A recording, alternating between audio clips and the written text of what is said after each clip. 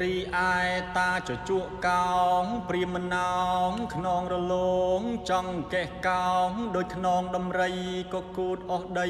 ដូចកញ្ចាញ់ចេកចាស់កាលបបានឃើញនាងអមិតធីតាសាច់សដូចគេឯកហែកអំពីកៃក៏លោតទប់ខ្លួនមិនតាន់ក៏លេចផោមទីទីទូតយកដៃទៅទះគូតថាយើអផេះធ្វើបាបអញអីម្លេះគួរឲ្យអញខ្មាស់គេកាលពីទំនេរមិនដេចក៏មិនចេញដល់គេមកពីពេញមិនដេចក៏អាវាចារីឯនាងអមិតធីតាក៏បន្ទោសតាជជក់ថាអស់អោតាអើយតាមកពីតាពិសាត្រីឆ្អើនិងមជូរក្រូចបានជាវាខូចសរសៃរីឯ